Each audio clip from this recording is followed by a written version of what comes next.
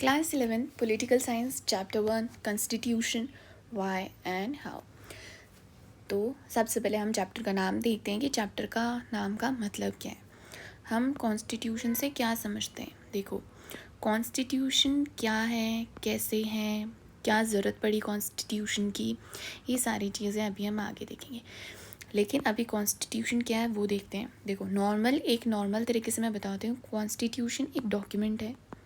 उस डॉक्यूमेंट के अंदर चीज़ें लिखी हुई है, कुछ रूल्स लिखे हुए हैं कि एक तो कंपोजिशन कैसे होगा, लोगों को क्या मिलना चाहिए, एक रिटन रिकॉर्ड होता है। कुछ कंट्रीज़ के अंदर रिटन होता है, कुछ में ओरल होता है। तो ये कॉम्पैक्ट डॉक्यूमेंट है जिसमें रूल्स होते हैं, सिटीजन्स के लिए राइट्स होते हैं, ये सारी चीज़ें उसके अंदर लिखी हुई होती है। तो ये हो गया कॉन्स्टिट्यूशन की एक नॉर्मल समझ। अब हम आगे जैसे जैसे चैप्टर में चलेंगे वैसे वैसे समझ में आता जाएगा कि कॉन्स्टिट्यूशन की ज़रूरत क्या थी, कॉन्स्टिट्यूशन है क्या और बना कैसे। देखो, सबसे पहले कि हमें कॉन्स्टिट्यूशन की नीड क्या थी, why do we needed a constitution. तो इसका सबसे पहले आंसर देखेंगे हम लोग कि कॉन्स्टिट्यूशन की क्यों ज़रूरत पड़ी। इसमें काफ़ी सारे पॉइंट्स होंगे कि कॉन्स्टिट्यूशन क्या है, उसके फंक्शंस क्या हैं, क्या रोल प्ले करता है वो सोसाइटी के अंदर, और बाकी सारी चीज़ें। तो ज़रूरत क्यों पड़ी उसका फर्स्ट पॉइंट है constitution allows coordination and assurance. देखो, क्या होता है कि अपनी जो कंट्री है उसके अंदर डाइवर्सिटी है, बहुत ही ज़्यादा डाइवर्सिटी है। उसके अंदर डिफरेंट रिलीजन है, जैसे Hindu, Muslims, Christian, Sikh, Jainism, Buddhism और बहुत सारे टाइप के रिलीजन है। यहाँ पर अलग अलग टाइप के लोग रहते हैं, बहुत सारी डाइवर्सिटी है, अलग अलग प्रोफेशंस हैं, कोई लोग अमीर हैं, कोई लोग गरीब हैं। तो इन सब के क्या है ना, आपस में डिस्प्यूट्स हो सकते हैं किसी भी चीज़ को लेकर। लाइक इनसे अगर नॉर्मली एक सवाल भी पूछ लेना कि कितनी प्रॉपर्टी अलाउ होनी चाहिए एक इंसान को, कितनी प्रॉपर्टी वो ओन कर सकता है, तो इसमें जो रिच पीपल होंगे उनका अलग जवाब होगा, जो पुअर होंगे उनका अलग जवाब होगा। सिमिलरली अगर हम देखें कि एक चाइल्ड है तो उसको स्कूल भेजना क्या ज़रूरी है, कंपलसरी है, या फिर एक पेरेंट को कितनी डिसाइड करने की अथॉरिटी मिलनी चाहिए एक बच्चे के ऊपर। तो इसके भी सबके रूल्स अलग अलग होंगे, रिलीजन में अलग होंगे, लोअर क्लास अपर क्लास में अलग होंगे, रिच पुअर में अलग होंगे। तो ऐसे बहुत सारी है। और कुछ ऐसी चीज़ें कि ये जो लोग हैं ना, ये अपनी सेफ्टी सिक्योरिटी और कंट्री की सेफ्टी सिक्योरिटी पे कितना कर सके। मतलब एक नॉर्मल से पार्क कहाँ पे बनना चाहिए, पार्क में कैसे फूल लगने चाहिए, कैसे झूले लगने चाहिए, इन सब के ऊपर भी डिस्प्यूट्स हो सकता है। तो ये सारे डिस्प्यूट्स ना हो, और ये सारे के सारे जो लोग हैं इनको अल्टीमेटली रहना तो साथ में ही है। क्यों? क्योंकि ये एक दूसरे के ऊपर डिपेंडेंट है। क्यों? क्योंकि ये साथ में रह रहे हैं और एक दूसरे के ऊपर डिपेंडेंट है।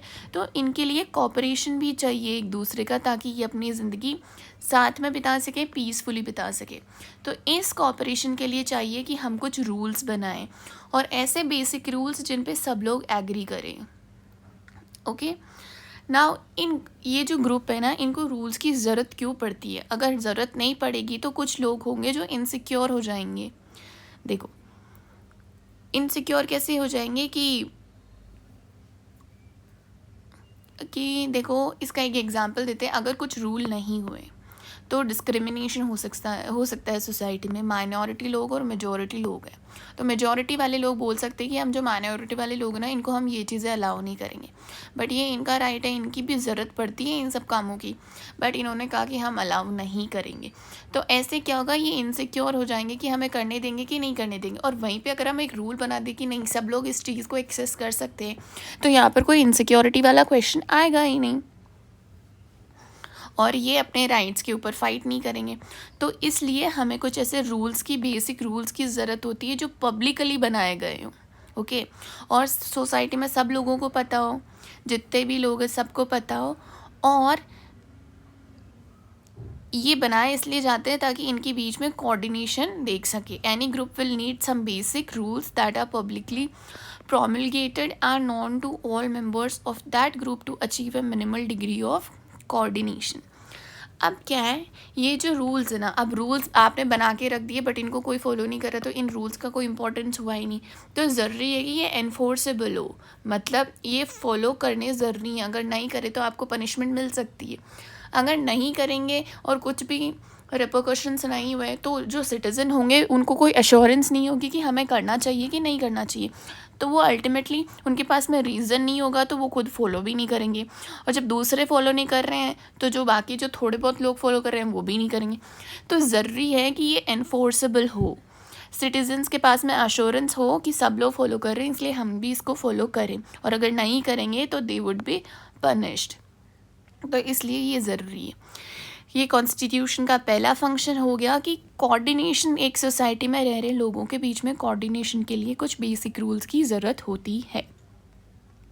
इसको नॉर्मल पॉइंट्स में देख सकते हैं हम लोग। देखो, डाइवर्सिटी की वजह से डिस्प्यूट्स और डिस्क्रिमिनेशन हो सकते हैं, और साथ ही साथ में लोग एक जगह पे रह रहे तो वो एक दूसरे पे डिपेंडेंट है, इसलिए उनके बीच में कोऑर्डिनेशन ज़रूरी है। और कोऑर्डिनेशन तब होगा जब कुछ बेसिक रूल्स होंगे जो सब लोग एग्री कर रहे होंगे, तब वो साथ में रह पाएंगे। बट ये रूल्स है, ऐसे नहीं होने चाहिए कि इनसिक्योर हो रहे हैं लोग, ये ऐसे होने चाहिए जहाँ उनके पास में अश्योरेंस है और उनको पता है कि ये लोग जो सब लोग हैं ना, उन सब लोगों को पता है, और साथ में एनफोर्सेबल है कि लोग नहीं करेंगे तो पनिशमेंट भी मिलेगी उनको। इन सब वजह से क्या होगा, कोऑपरेशन बिल्ड हो जाएगा। Now comes the second point, और वो है specification of decision making powers. यानी ये जो पावर बना रहा है, मतलब ये जो डिसीजन है कि कौन रूल बनाएगा कौन नहीं बनाएगा, ये कौन डिसाइड करेगा कि रूल्स हैं वो कौन बनाएगा। तो कॉन्स्टिट्यूशन होता है ना, कॉन्स्टिट्यूशन वो एक बॉडी है जो फंडामेंटल प्रिंसिपल्स कि जैसे कुछ कंट्री के कुछ फंडामेंटल प्रिंसिपल्स है तो उसकी एक लिखे हुए वो प्रिंसिपल कहीं पे लिखे हुए हैं, वो उसकी एक बॉडी है कॉन्स्टिट्यूशन, जो कि बताती है कि जो एक स्टेट है ना वो कैसे बनेगा और उसको कैसे गवर्न किया जाएगा। बट ये फंडामेंटल रूल्स क्या होंगे, साथ ही साथ में इनको कौन बनाएगा, ये क्वेश्चंस हम लोगों को पहले डिसाइड करने की ज़रूरत पड़ती है कि जो लॉ हम लोग बनाने वाले हैं वो कौन डिसाइड करेगा। हो सकता है कि मैं डिसाइड कर लूँ बट जो मेरे रूल्स हैं वो आपको पसंद नहीं आए, और तो अगर आपके और मेरे अलग है तो प्रेफरेंस किसके रूल्स को दी जाएगी। ऐसे बहुत सारे क्वेश्चंस आते हैं, और ये वाला जो डिस्प्यूट है, इस डिस्प्यूट को सॉल्व करने के लिए कॉन्स्टिट्यूशन ने बताया हुआ है कि रूल्स कौन बनाएगा। तो अपना कॉन्स्टिट्यूशन है, कॉन्स्टिट्यूशन स्पेसिफाई करता है, वो पावर देता है, मतलब आपस में जो लोग हैं उनके बीच में पावर डिस्ट्रीब्यूट करता है और ये बताता है कि कौन बनाएगा। Like the constitution specifies the basic allocation of power in a society. देखो, कॉन्स्टिट्यूशन हर कंट्री का अपना अपना कॉन्स्टिट्यूशन होता है। कुछ जहाँ पे राजा रहते हैं तो वो जो राजा होते हैं उनके भी अपने कॉन्स्टिट्यूशन होते हैं, डेमोक्रेसी है वहाँ पर भी है कॉन्स्टिट्यूशन। और जो सोवियत यूनियन वगैरह हुआ करती थी, मतलब जो कम्युनिस्ट कंट्री है उनके पास में भी कॉन्स्टिट्यूशन है। तो हर कंट्री के पास में कॉन्स्टिट्यूशन है। अब देखो, ये बोल रहा है कि कौन बनाएगा, तो जो राजा है, जो जहाँ पे मोनार्की है वहाँ पर जो राजा होगा वो बनाएगा। अब डेमोक्रेसी है तो डेमोक्रेसी के अंदर क्या होगा, लोग बनाएंगे। कम्युनिस्ट में क्या होगा, जो एक पार्टी रूल कर रही है वो पार्टी रूल्स बनाएंगी। तो ऐसे डिसाइड करते जाते हैं। तो कॉन्स्टिट्यूशन में ये सारी चीज़ें लिखी हुई है, पावर का एलोकेशन किया हुआ है सोसाइटी में कि कौन रूल्स बनाएगा और कौन रूल्स नहीं बनाएगा। और जो नहीं बनाएंगे उनको दूसरी चीज़ें दी हुई है कि आप ये चीज़ें करो, मतलब सब में इक्वल डिस्ट्रीब्यूशन ऑफ पावर किया गया है। तो अब इसमें ये क्वेश्चन आता है, देखो ये तो हो गया कि कॉन्स्टिट्यूशन ने बताया, बट कॉन्स्टिट्यूशन किस बेसिस पे बताया कि कौन से लोग हैं वो डिसाइड कर सकते हैं। लाइक उसने बताया कि ये लोग करेंगे, बट ये बताने का जो हुआ ना, जो तरीका, जो मेन बेसिस है, वो बेसिस क्या है कि ये लोग क्यों करेंगे। और कॉन्स्टिट्यूशन ने बोल दिया तो सब लोग एग्री करेंगे क्या, नहीं हो सकता है कुछ लोग नहीं करें। तो अगर ऐसे नहीं हो रहे तो क्या एक रूल बना है उस पर सारे के सारे लोग हैं वो वोट करेंगे ये रूल सही है कि नहीं है, ऐसे ऐसे होगा। या फिर क्या होगा कि उन्होंने कुछ इलेक्टेड रिप्रेजेंटेटिव्स बना लिए हैं, तो वो जो रिप्रेजेंटेटिव्स हैं वो आगे जाएंगे और आगे जाके कुछ रूल्स बनाएंगे और उनको ये वाले लोग फॉलो करेंगे, ऐसा भी हो सकता है। तो जो अपना इंडियन कॉन्स्टिट्यूशन है ना, उसमें ये बहुत अच्छी तरीके से स्पेसिफाइड है कि पार्लियामेंट जो है ना वो रूल्स और पॉलिसीज़ बनाएगा। अब पार्लियामेंट रूल्स और पॉलिसीज़ बनाएगा, बट पार्लियामेंट कैसे बनेगा ये चीज़ भी ना अपने कॉन्स्टिट्यूशन में लिखी हुई है। देखो, पहला सवाल हो गया कि हमें बेसिक रूल्स की पहला पॉइंट हो गया बेसिक रूल्स की ज़रूरत है। दूसरा पॉइंट हो गया कि जो बेसिक रूल्स है ना उनको डिसाइड कौन करेगा और वो बनेंगे कैसे। देखो, if parliament has the authority to enact laws there must be a law that bestows this authority on the parliament in the first place. देखो, अगर पार्लियामेंट के पास में अथॉरिटी है लॉ बनाने की, जैसे अपन ने सुना है टीवी के अंदर कि आज नया अमेंडमेंट हुआ है, आज नया कानून बना है, तो ये कानून बनाने कि अगर उनके पास में अथॉरिटी है ना तो पहले से कोई ऐसा कानून होगा जो उनको ये अथॉरिटी देता होगा। ये वाला जो फंक्शन है ना, ये फंक्शन भी है कॉन्स्टिट्यूशन का, कि वो डिसाइड करता है who has the power to make decisions in the society. Now comes the third point कि हमें कॉन्स्टिट्यूशन की क्यों ज़रूरत है। वो इसलिए क्योंकि हमने पार्लियामेंट के अंदर लोगों को इलेक्ट कर लिया और वो अब रूल बनाएंगे, बट एक बार उनको पावर मिल गई, अब उनको लोगों से ज़रूरत नहीं है, तो हो सकता है वो कुछ ऐसे पावर बना ले, ऐसे अपने पावर से कुछ ऐसे रूल्स बनाने जो वहाँ के जो लोग हैं उन लोगों के जो बेसिक राइट्स हैं वो उनको नहीं दे। तो ये क्या होगा, इससे क्या होगा कि यहाँ पर डिक्टेटरशिप भी आ सकती है।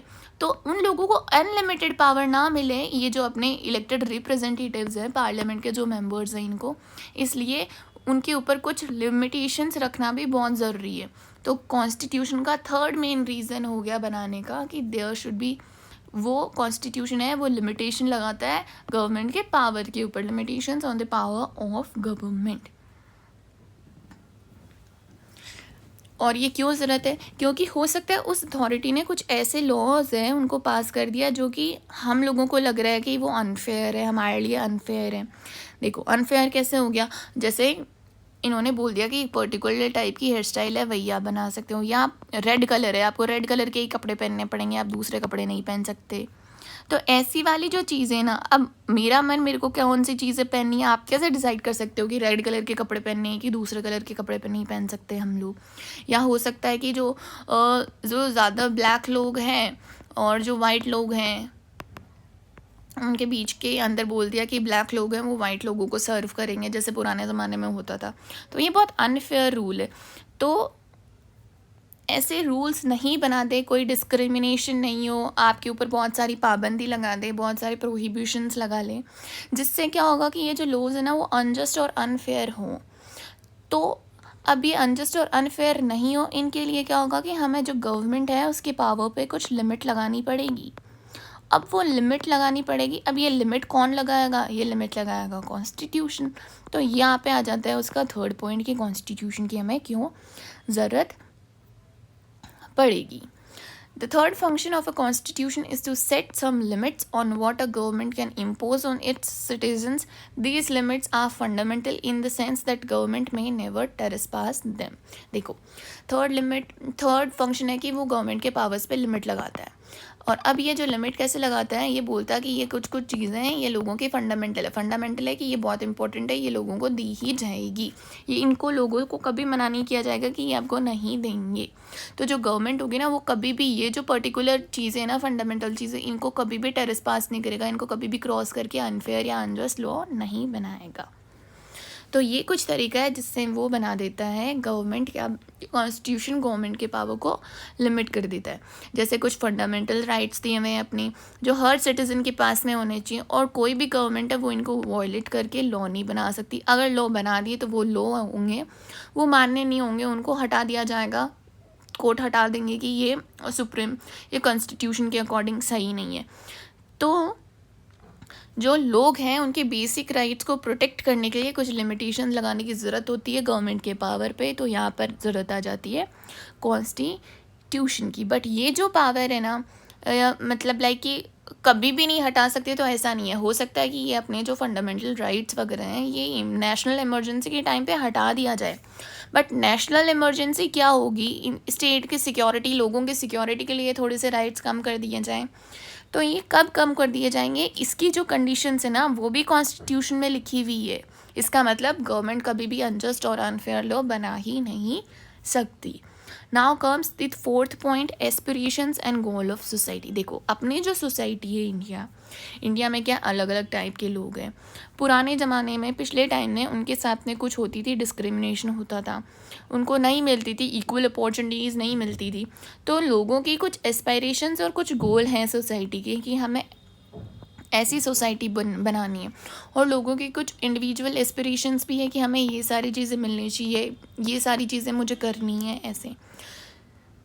तो क्या होगा, पुराने जो कॉन्स्टिट्यूशंस होते थे ना, उनमें सिर्फ ये या तो डिसीजन मेकिंग पावर के बारे में लिखा हुआ होता था कॉन्स्टिट्यूशंस में, या फिर गवर्नमेंट के ऊपर कैसे लिमिट रखनी चाहिए ये होता था।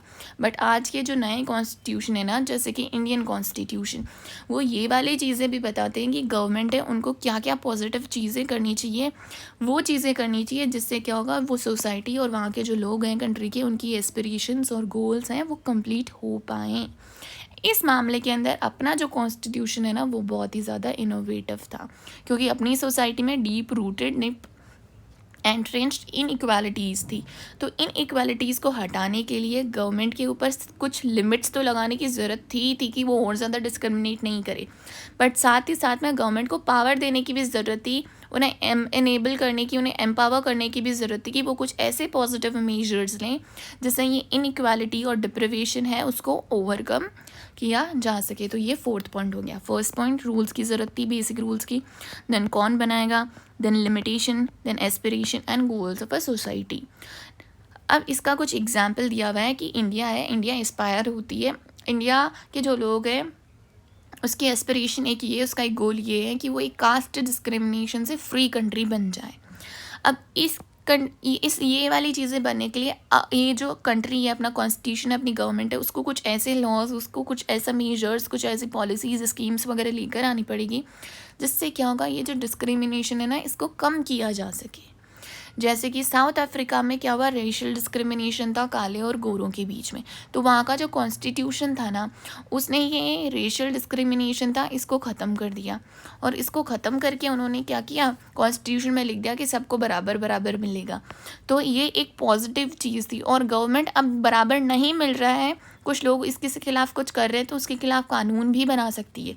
तो ये कुछ पॉजिटिव चीज़ें गवर्नमेंट करे ताकि वहाँ के लोग हैं उनकी एस्पिरेशंस और जो गोल हैं वो पूरे हो सके। इसके लिए भी कॉन्स्टिट्यूशन है वो गवर्नमेंट को पावर देता है।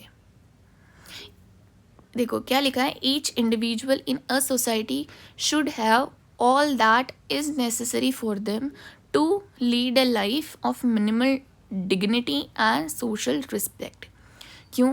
क्योंकि सिर्फ जीने को ज़िंदगी नहीं बोल सकते, एक डिग्निटी के साथ में, एक सेल्फ रिस्पेक्ट के साथ में जो ज़िंदगी जी जाए ना, वो एक हर इंडिविजुअल चाहता है। अब हर इंडिविजुअल के ऐसे गोल है कि वो एक डिग्निटी के साथ में अपनी लाइफ जिए, तो उसके लिए जो गवर्नमेंट होगी ना, उसको कुछ पॉजिटिव मेजर्स करने होंगे, जैसे कि अच्छी उनको पढ़ाई दी हो जाए, अच्छी उनको हेल्थ केयर का सिस्टम है वो प्रोवाइड किया जाए, और उनको एम्प्लॉयमेंट दिया जाए। तो ये सारे जो पॉजिटिव मेजर्स हैं ना, वो गवर्नमेंट तब लेगी जब कॉन्स्टिट्यूशन में ये चीज़ लिखी भी होगी कि आपको ये लेना होगा।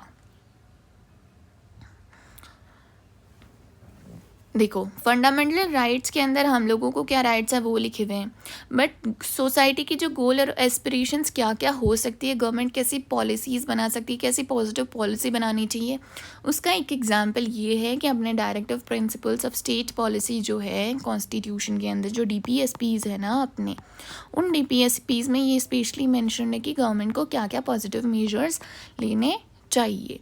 तो फोर्थ पॉइंट क्या है, to fulfil the aspirations of a society and create conditions for a just society. Enable करती है वो गवर्नमेंट को ऐसी सोसाइटी बनाने के लिए। अब देखो आ जाता है fifth point, that is fundamental identity of people. लोग हैं, उन लोगों की एक आइडेंटिटी होती है, एक अपनी इंडिविजुअल आइडेंटिटी होती है, एक मेरी पूरी फैमिली के साथ में कुछ आइडेंटिटी मिल गई, एक फिर पूरे गांव के साथ में मिल के, फिर एक शहर, एक स्टेट, ऐसे करके लोगों की अलग अलग टाइप की आइडेंटिटी होती है। तो उस आइडेंटिटी को प्रमोट करने के लिए, उसको प्रोटेक्ट करने के लिए भी जो कॉन्स्टिट्यूशन है उसकी ज़रूरत पड़ती है। देखो क्या होता है, जब लोग है ना एग्री कर जाते हैं कुछ बेसिक सेट ऑफ नॉर्म्स या रूल्स को मानने के लिए, तो क्या होगा, वो कलेक्टिवली एक एंटिटी बनाएंगे, और वो एंटिटी कैसे मानी जाएंगी, बेसिक कॉन्स्टिट्यूशन के थ्रू मानी जाएंगी। वो एक कलेक्टिव आइडेंटिटी है, उसने कुछ बेसिक कॉन्स्टिट्यूशन बनाया कुछ रूल्स को फॉलो करके, तो ये उसकी एक पॉलिटिकल आइडेंटिटी है कि ये जो लोग हैं, ये जो कलेक्टिव लोग हैं, इनको इतने राइट्स मिल रहे हैं, और सिमिलरली जो दूसरे लोग हैं वो इनसे अलग क्यों हैं, इनकी आइडेंटिटी इनसे अलग क्यों है, क्योंकि इन्होंने मिलके एक बेसिक सेट ऑफ रूल्स बनाए हैं, तो ये इनकी एक अलग आइडेंटिटी होगी, क्योंकि ये लोग इन रूल्स को फॉलो करेंगे। हो सकता है ये लोग इनको फॉलो नहीं करें, तो वो एक इनकी ये अलग एक पॉलिटिकल आइडेंटिटी बन गई, और ये इन लोगों की कलेक्टिव आइडेंटिटी है, सब ने मिल के बनाया ना, तो कलेक्टिव आइडेंटिटी हुई। Certain basic norms and principle one constitute one's basic political identity, जो अभी हमने देखा था। दूसरी आइडेंटिटी ये हो सकती है कि जो वहाँ के जो लोग हैं उनको फ्रीडम चाहिए, उनके कुछ कॉमन गोल्स हैं, जैसे उन्हें फ्रीडम चाहिए, वो अनटचेबिलिटी को फॉलो नहीं करेंगे, साथ ही साथ में वो ऐसी सोसाइटी चाहिए जहाँ पे कोई डिस्क्रिमिनेशन है वो नहीं हो।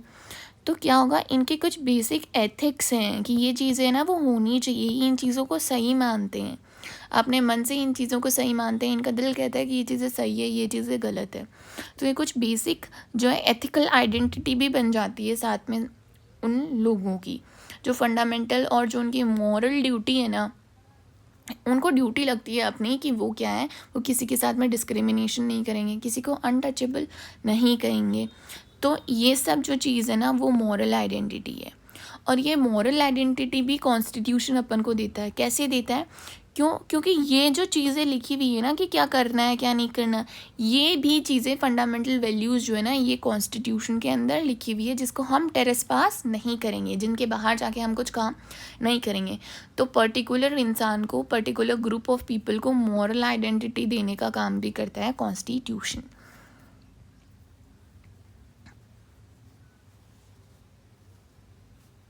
अब कॉन्स्टिट्यूशन क्या है, कॉन्स्टिट्यूशन अलग अलग जगह के अलग अलग कंसेप्ट को मिलके हर जगह का जो कॉन्स्टिट्यूशन है ना वो अलग है। Constitutions are different in the way they embody the conceptions of national identity, यानी हर जगह में वो एक नेशनल आइडेंटिटी को कैसा समझते हैं, क्या होनी चाहिए, उसके बेसिस पर जो हर जगह उन सब के जो कॉन्स्टिट्यूशन है ना वो सब अलग अलग टाइप के हैं। बट कुछ कुछ चीज़ें ऐसी भी है जहाँ पर कॉन्स्टिट्यूशन बहुत सारे लोगों के सिमिलर भी है, जैसे कि बेसिक राइट्स हो गए कि उनको वोट करने की मिलनी चाहिए, हेल्थ केयर एजुकेशन वगैरह होनी चाहिए, उनको फ्रीडम होना चाहिए, तो ये ऑलमोस्ट हर कॉन्स्टिट्यूशन के अंदर लिखा हुआ है डेमोक्रेसी में। तो ये कुछ सिमिलर चीज़ें भी हो गई उनकी, और कुछ अलग चीज़ें। तो अलग आइडेंटिटी कौन प्रोवाइड कर रहे हैं उनको, कॉन्स्टिट्यूशन प्रोवाइड कर रहा है उस कंट्री का। जैसे कि जो जर्मन लोग हैं, तो जो जर्मन आइडेंटिटी है ना वो एथनिकली जो जर्मन लोग रहते थे वहाँ पर, जर्मनी जो कंट्री है उसकी एक जो जर्मन आइडेंटिटी है ना वो स्पेशली उन जर्मन लोगों पे डिपेंड होके ही है, उन जर्मन लोगों की जो आइडेंटिटी है उसी को आगे जाके जर्मनी की जो आइडेंटिटी है वो बनाया हुआ है। और वहीं जो इंडियन कॉन्स्टिट्यूशन है ना, इंडियन कॉन्स्टिट्यूशन में क्या हुआ है कि अपने यहाँ पर अलग अलग टाइप के लोग हैं, तो पर्टिकुलरली किसी एक टाइप के एथनिसिटी को हम मान के नहीं बोल सकते कि ये हमारी नेशनल आइडेंटिटी है। ऐसे जो अपने कॉन्स्टिट्यूशन है वो डिफरेंट भी होते हैं अलग कंट्रीज से, और कुछ मामलों में वो सेम भी होते हैं। तो कॉन्स्टिट्यूशन बहुत सारी आइडेंटिटी प्रोवाइड करता है एक इंसान को।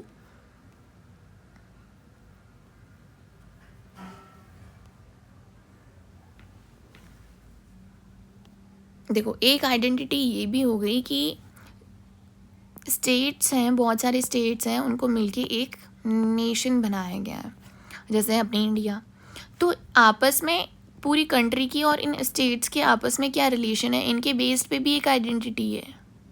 देखो क्योंकि यहाँ पर स्टेट्स है ना, स्टेट्स लोगों कंट्री से छोटे माने गए स्टेट्स को, कि कंट्री चाहे तो इन स्टेट्स को डिसॉल्व कर सकती है और चाहे तो और नए स्टेट्स बना सकती है। बट सिमिलरली अगर हम लोग यूएसए के अंदर देखा जाए तो वहाँ पर स्टेट्स है ना उनकी बाउंड्री भी फिक्स्ड है। जो यूनाइटेड नेशंस ऑफ अमेरिका जो कंट्री है ना उसमें कुछ स्टेट्स हैं।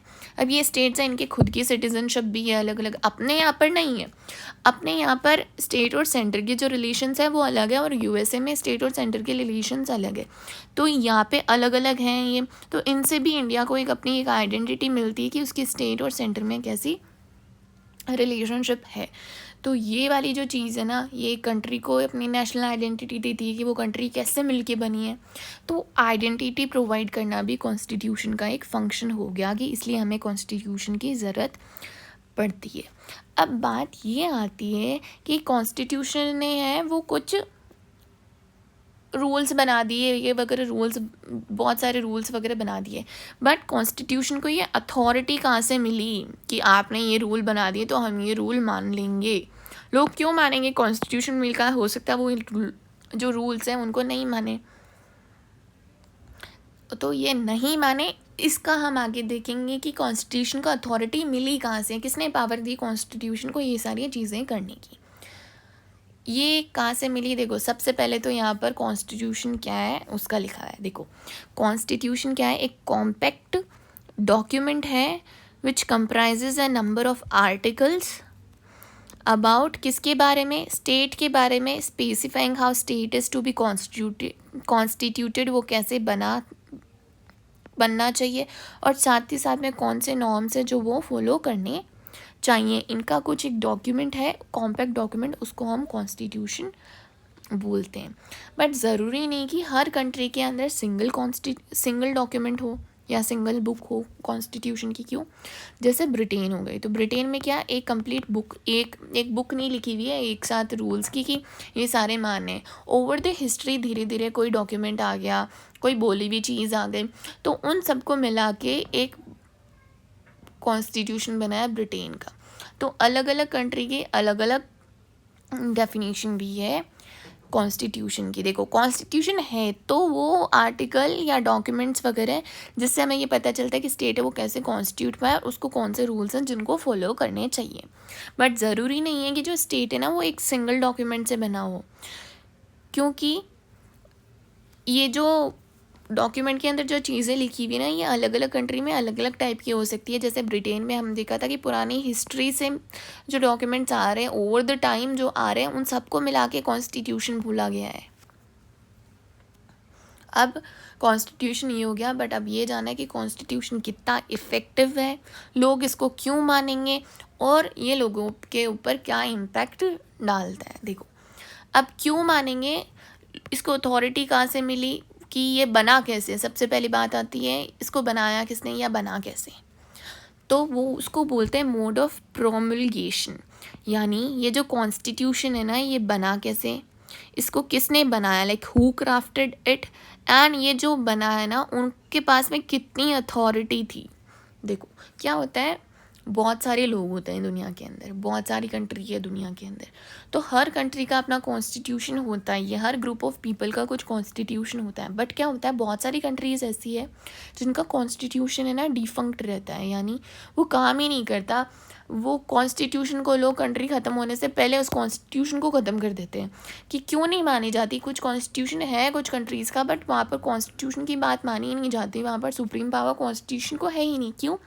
क्योंकि हो सकता है कि ये कॉन्स्टिट्यूशन है मिलिट्री लीडर्स ने बनाया हो, लाइक उन्होंने एक कूप लीड किया हो और गवर्नमेंट को हथिया लिया हो, फिर उन्होंने अपने मर्ज़ी से कुछ रूल्स बना दिए, तो लोगों के बीच में ये पॉपुलर नहीं है तो लोग नहीं मानेंगे, तो मिलिट्री लीडर्स ने बनाया हुआ हो, ऐसे भी हो सकता है। या फिर कुछ ऐसे लीडर्स ने बनाया हुआ हो जो कि पॉपुलर ना हो, वहाँ पर उनके पास में इतनी एबिलिटी ही नहीं है कि लोग उनकी बात को माने। लाइक अब चलो नॉर्मल लीडर्स ने ही बनाया, बट वो लीडर क्या है उस कंट्री के अंदर इतने पॉपुलर नहीं है, चलो इतनी ग्रुप ऑफ पीपल बात मानते हैं इनकी, बट इतने सारे लोग नहीं मान रहे हैं, तो क्या होगा उस कॉन्स्टिट्यूशन का उतना इम्पैक्ट नहीं होगा, इतनी अथॉरिटी नहीं होगी उस कॉन्स्टिट्यूशन के पास में। ऐसे वाले जो मामले होते हैं ना वहाँ के कॉन्स्टिट्यूशन डिफंक्ट रहते हैं। डिफंक्ट यानी उतने ज़्यादा अथॉरिटी नहीं होती उनके पास में, उतने ज़्यादा वैल्यूबल नहीं होती, इतने लोग उनको नहीं मानते हैं। बट सक्सेसफुल कॉन्स्टिट्यूशंस भी होते हैं, जैसे अपने इंडिया का है, साउथ अफ्रीका का है, यूनाइटेड नेशंस का है, जहाँ पे लोग कॉन्स्टिट्यूशन को बहुत एक सुप्रीम पावर की तरह मानते हैं और उनकी बात को ही मानते हैं। क्यों? क्योंकि ये वो कंट्रीज़ हैं जहाँ पर कॉन्स्टिट्यूशन बनाया कब, उनके पॉपुलर जो नेशनल आज़ादी के जो मूवमेंट्स थे ना उनके बाद में बने हैं यहाँ पर। तो जो लीडर्स ने बनाया था उन लीडर्स के पास में अच्छी खासी अथॉरिटी थी, अच्छे खासे लोग उन्हें फॉलो करते थे उनकी बात को, तो उन्होंने मान लिया। जो इंडिया का कॉन्स्टिट्यूशन है ना, इंडिया के कॉन्स्टिट्यूशन को बनाया तो कॉन्स्टिट्यूएंट असेंबली ने था, ये कैसे बना, इसका प्रोसीजर क्या हुआ वो हम आगे देखेंगे। और बना था ये दिसंबर 1946 से नवंबर 1949 के बीच में। किसने बनाया? जो कॉन्स्टिट्यूएंट असेंबली है ना उसने बनाया। कब? दिसंबर 1946 से लेकर नवंबर 1949 तक। बट ये जो पीरियड है ना, इसी टाइम पे सारे आइडिया आ गए हों ऐसी बात नहीं है। क्यों? क्योंकि 1946 से 1949 के पहले अपना नेशनल मूवमेंट चल रहा था बहुत लंबे टाइम से। तो वो जो नेशनल मूवमेंट चल रहा था ना, उस नेशनल मूवमेंट में लोगों को कुछ चीज़ें पता चली थी कि अपने पास में क्या राइट्स होने चाहिए, कैसी सरकार होनी चाहिए, सरकार क्या काम करनी चाहिए, कैसे दो ग्रुप ऑफ ऑर्गन्स जो सरकार के उनके बीच में कैसे पावर डिस्ट्रीब्यूशन हुआ है। तो वो जो उनका आइडिया ना वो बहुत पहले से उनको मिल रहा है, उस नेशनल जो मूवमेंट चला था ना उसके दौरान उनको मिल गया था।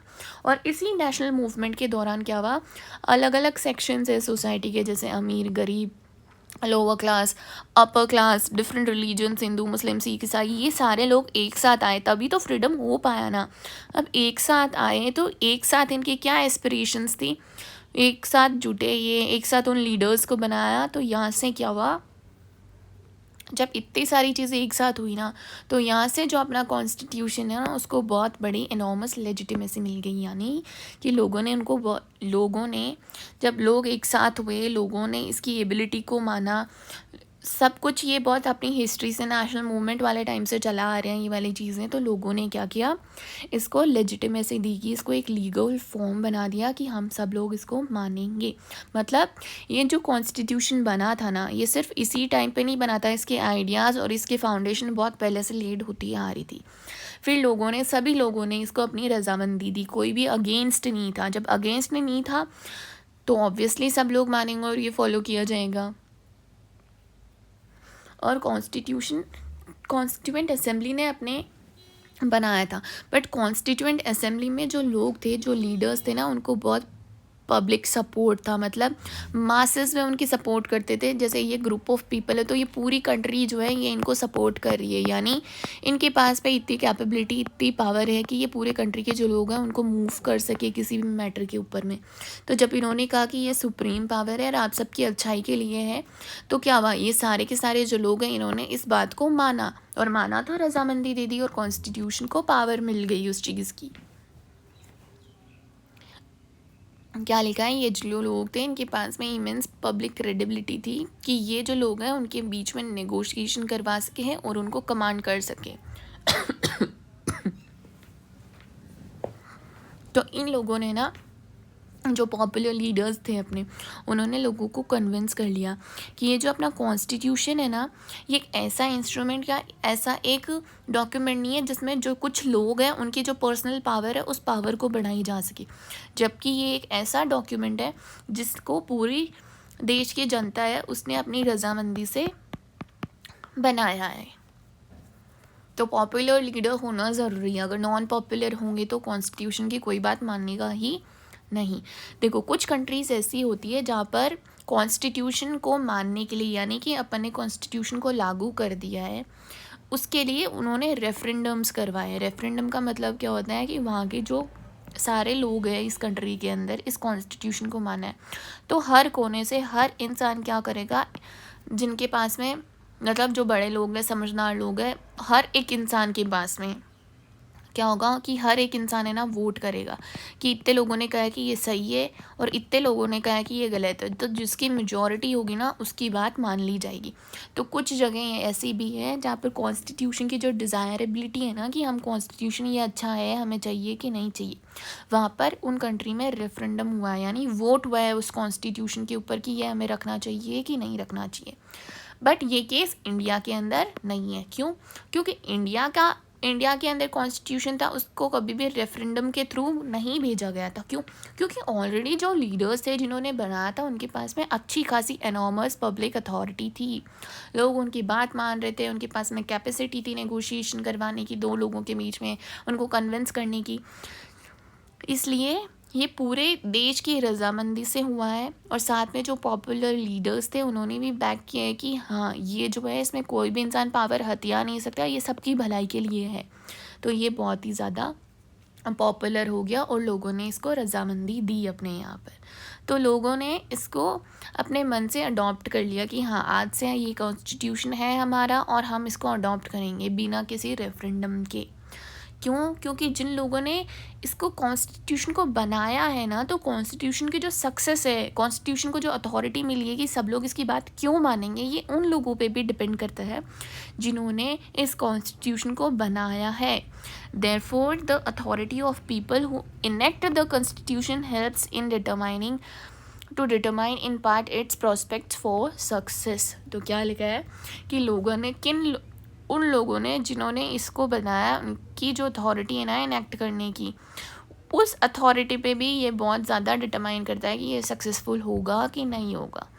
अपने यहाँ पर क्या हुआ, किसी मिलिट्री लीडर नहीं बनाया, किसी अनपॉपुलर लीडर है उसने नहीं बनाया, कुछ देश के कुछ लोग हैं उन्होंने, कुछ लीडर्स थे उनके, और उन लीडर्स ने ये बनाया। और उन लीडर्स को सारी जो लोग थे उन्होंने उन लोगों को लीडर बनाया। देखो सबसे पहले बात ये है कि उन लोगों ने ही उनको लीडर बनाया है, और फिर उन लीडर्स ने क्या किया है, वो बनाया है constitution.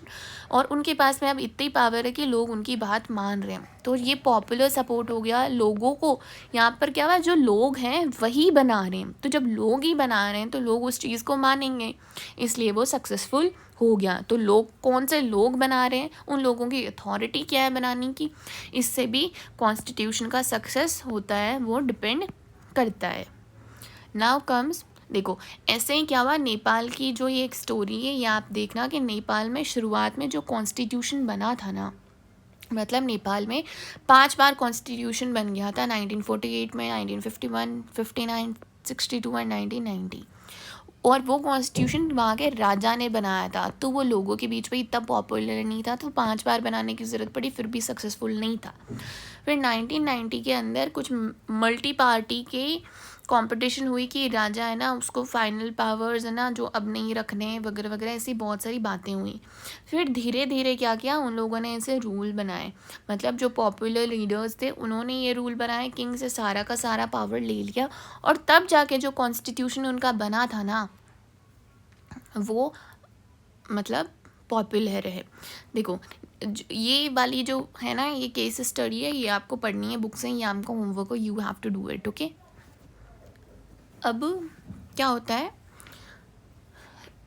Substantive provisions of a constitution, मतलब देखो इतनी देर हम लोगों ने कॉन्स्टिट्यूशन को कौन सी अथॉरिटी दी, उसके कुछ बात आते हैं। स्पेशली मोड ऑफ प्रोमोलिगेशन क्या था, कि वो बना कैसे, उसकी बात। अब कि उसके सब्सटेंटिव प्रोविजंस क्या हैं, और एक और पॉइंट है जो हम बाद में देखेंगे, जिससे हमें पता चलता है कि लोग इस कॉन्स्टिट्यूशन की अथॉरिटी क्यों मानेंगे। देखो substantive provisions of a constitution से ये मतलब है कि कॉन्स्टिट्यूशन की बात सब लोग क्यों मानेंगे, एक साथ उसका क्या रीज़न है कि सारे के सारे जो लोग हैं सोसाइटी के वो साथ में आएंगे और इसके प्रोविजंस को मानेंगे। वो कौन सी चीज़ है जिसके पीछे कॉन्स्टिट्यूशन लोगों को अपनी बात मनवाएगा, तो वो जो चीज़ है ना उसको, उन प्रोविजंस होते हैं ना, वो जो चीज़ें हैं जिनसे वो अपनी बातें मनवा सकता है, वो जो रीज़न है सोसाइटी साथ में क्यों आएगी, उस रीज़न को बोलते हैं substantive provisions of a constitution. देखो ये जो प्रोविजंस है ना, ये कॉन्स्टिट्यूशन, एक सक्सेसफुल कॉन्स्टिट्यूशन का हॉलमार्क है, that it gives everyone in society some reason to go along with its provision. तो ये जो रीज़न है ना, जिनके सब लोग इनको फॉलो करेंगे इसको, तो ये जो रीज़न है ना, ये जो रीज़न है, इन रीजंस को बोलते हैं हम लोग सब्सटेंटिव प्रोविजंस। तो ये रीजंस कौन से हैं कि सब लोग फॉलो करेंगे, वो भी देखते हैं। अपने कॉन्स्टिट्यूशन में ऐसा नहीं है कि जो मेजॉरिटी है ना वो माइनॉरिटी के ऊपर ऐसा दबाव बना के रख सके, या जो माइनॉरिटीज़ हैं उनको ऑप्रेस करे। देखो अगर ये कॉन्स्टिट्यूशन के अंदर ऐसे होगा कि जो मेजॉरिटी है वो माइनॉरिटी को ऑप्रेस करके रखेगी, तो क्या होगा, जो माइनॉरिटी वाले जो लोग हैं उनके पास में कोई रीज़न नहीं है कि वो उस कॉन्स्टिट्यूशन को फॉलो करें। वो उस कॉन्स्टिट्यूशन को क्यों फॉलो करेंगे, जो पावर दे रहा है उन लोगों को जो उनके ऊपर दबाव बना के रखे, जो उनको ऑप्रेस करे, तो ये माइनॉरिटी लोग इसको फॉलो नहीं करेंगे। बट अगर ऐसा कॉन्स्टिट्यूशन है जो बोलता है कि मेजॉरिटी और जो माइनॉरिटी हैं उनके आपस के बीच में संबंध एकदम ठीक होंगे, कोई भी किसी पे ऊपर दबाव नहीं डाल सकता, अगर डाला ऑप्रेस किया तो आपको पनिशमेंट मिलेगी, और जहाँ माइनॉरिटी है, माइनॉरिटी भी इक्वली इंपॉर्टेंट है, इक्वली पावरफुल है, तो वहाँ का जो कॉन्स्टिट्यूशन है उसको माइनॉरिटी भी फॉलो करेगी और मेजॉरिटी है वो भी फॉलो करेगी, मतलब माइनॉरिटी भी साथ में जाएंगी। क्या लिखा है, allowed permanent majorities to oppress minority groups within the society would give minorities no reason to go alone। साथ ही साथ में जैसे सोसाइटी के कुछ इन्फ्लुएंशियल लोग हैं, ये 2-4 जैसे वो जो 4 लोग हैं वो बहुत ज़्यादा इन्फ्लुएंशियल है, उनके पास में सारी पावर है, धीरे धीरे करके आ गई, और जो बाकी लोग हैं उनके पास में उतनी पावर नहीं, जैसे ये लोग कह रहे हैं वैसे ही उन लोगों को करना पड़ रहा है। तो जो बाकी लोग हैं उनके पास में कोई रीज़न नहीं है अब उस कॉन्स्टिट्यूशन को फॉलो करने का, तो इसलिए ऐसे फॉलो करवाया जाता है, ताकि जो कॉन्स्टिट्यूशन के कुछ ऐसे रूल्स होते हैं उस रूल्स के अंदर ये बताया हुआ है कि ये जो लोग हैं ना, ये इस कॉन्स्टिट्यूशन को अबाइड करेंगे, ये सब लोगों को जस्टिस प्रोवाइड करेगा, ये किसी के साथ में भेदभाव नहीं होने देगा, किसी पर्टिकुलर ग्रुप ऑफ पीपल है उसके पास में सारा पावर नहीं जाएगा, एक सेंस ऑफ जस्टिस उस कॉन्स्टिट्यूशन के पास में है, तो जो लोग हैं वो फॉलो करेंगे। बट ये काम है कॉन्स्टिट्यूशन का ही कि वो जो लोग हैं उनको कन्विंस करें कि उसके जो रूल्स और प्रोविजंस हैं ना वो सबको एक बेसिक जस्टिस प्रोवाइड करेंगे। तो अगर सबके बराबर सबको वो रीज़न दे रहे हैं कुछ फॉलो करने के, तो ऑब्वियसली सब लोग उसको फॉलो करेंगे। तो वो कुछ बेसिक रीजंस देता है, जैसे कि वो सबका फ्रीडम है उसको प्रिजर्व करके रखता है, सबको इक्वालिटी देता है उसके जो मेंबर्स हैं उनको। तो ऐसा कॉन्स्टिट्यूशन है ना वो ज़्यादा सक्सीड होगा, ऐसे कॉन्स्टिट्यूशन को लोग ज़्यादा फॉलो करेंगे, ज़्यादा मानेंगे। और थर्ड जो पॉइंट है वो है कि बैलेंस्ड इंस्टीट्यूशनल डिज़ाइन होनी चाहिए। बैलेंस्ड कैसे, कई बार क्या होता है कुछ ग्रुप ऑफ पीपल क्या होता है वो आ जाते हैं और जो कॉन्स्टिट्यूशन का बहुत स्मॉल ग्रुप ऑफ पीपल होते हैं वो आ जाते हैं और अपना पावर बढ़ाने के लिए क्या करते हैं, वो जो कॉन्स्टिट्यूशन है उसको हथिया लेते हैं। लाइक कुछ ग्रुप ऑफ पीपल है उन्होंने ऐसा कॉन्स्टिट्यूशन बनाया है जिससे उनकी खुद की पावर है ना वो स्ट्रॉन्ग हो सके। कई बार ऐसे कॉन्स्टिट्यूशन भी बन जाते हैं जिसमें स्मॉल ग्रुप ऑफ पीपल उनको बनाते हैं ताकि वो अपना जो पावर है ना उसको इन्हेंस कर सके। बट जो अच्छे से बनाए हुए कॉन्स्टिट्यूशंस होते हैं ना उनमें क्या होता है, जो सोसाइटी है ना उसमें किसी ग्रुप ऑफ पीपल को वो क्या करते हैं, इतनी पावर नहीं देते हैं ना कि वो एकदम पावरफुल बन जाए, वो उस कॉन्स्टिट्यूशन की खुद की एक अथॉरिटी बन जाए। वो क्या करते हैं, अच्छे कॉन्स्टिट्यूशन जो अच्छे से बनाए हुए वेल क्राफ्टेड कॉन्स्टिट्यूशन होते हैं ना, वो क्या करते हैं पावर जो है ना उसको कुछ लोगों के अंदर डिवाइड कर देते हैं। जब डिवाइड कर दिया जाएगा कुछ ऑर्गन्स के अंदर तो क्या होगा, जो लोग हैं अब बहुत सारे लोग हैं तो बहुत सारे लोगों की बात मानी जाएंगी, उस पर्टिकुलर ये जो चंद लोग थे इनकी बात नहीं मानी जाएंगी, तो अब कोई हथिया नहीं सकता उसको। तो ऐसी एक बैलेंस्ड डिज़ाइन भी होनी चाहिए कॉन्स्टिट्यूशन की, जहाँ जो पावर है वो इक्वली डिस्ट्रीब्यूट किया हुआ सोसाइटी के अंदर, जहाँ एक सिंगल इंस्टीट्यूशन है ना उसके पास में पावर की मोनोपोली नहीं आए कि सिर्फ उसी की पावर है, कोई दूसरा उसके मैटर में कुछ बोल ही नहीं सकता। इसलिए क्या होता है कि जो कॉन्स्टिट्यूशन होता है, जो गवर्नमेंट के जो इंस्टीट्यूशंस होते हैं ना उनके बीच में जो पावर है ना उसको डिफरेंट तरीके से डिवाइड कर देता है, फ्रेगमेंट कर देता है इक्वली। जैसे कि इंडिया के अंदर किया हुआ है लेजिस्लेचर में, एग्जीक्यूटिव में और जुडिशरी में। देखो अगर हम सुप्रीम पावर पार्लियामेंट को ही दे देते ना सारा का सारा पावर, और अपने पास में जुडिशरी नहीं होती, तो क्या होता, पार्लियामेंट वाले जो लोग हैं उनके पास में एक सुप्रीम अथॉरिटी आ जाती, फिर हम उनको कुछ नहीं बोल पाते, ये कुछ गलत कर रहे हैं तो भी नहीं बोल पाते। बट अब क्या है, ये जो जस्टिस वाला मामला है, कोई चीज़ सही है कि नहीं है, ये वाला पावर हमने जुडिशरी को दे रखा है। तो कल को पार्लियामेंट ने कुछ गलत भी किया ना तो जुडिशरी ये बोलेगी आपने गलत किया, ये बात अब नहीं मानी जाएगी।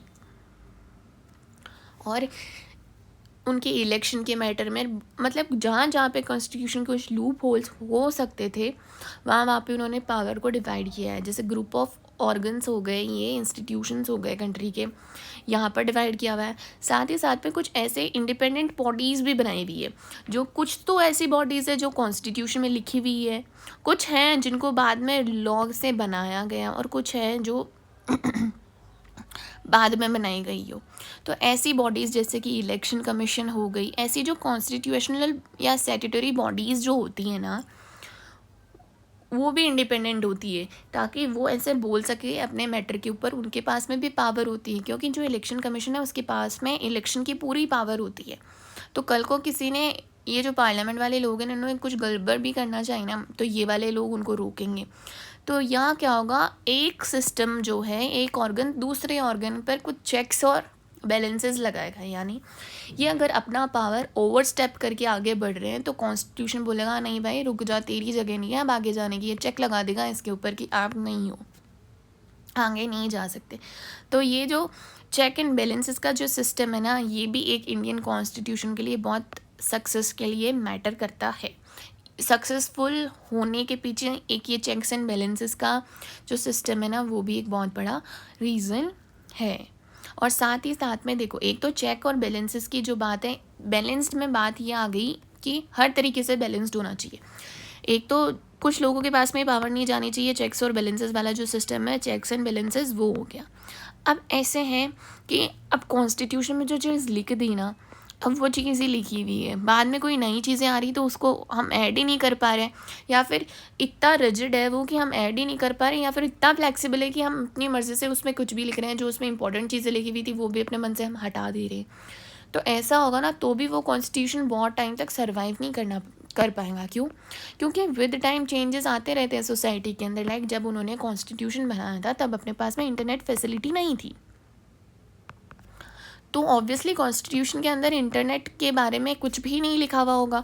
ये चीज़ जब बाद में आई तो अब बाद में कॉन्स्टिट्यूशन के कुछ मेजर्स है, कुछ जो रूल्स वगैरह वहाँ पर हमें चलो इस चीज़ के बारे में कुछ रूल्स वगैरह बनाने पड़े तो हमें मेंशन करना पड़ेगा।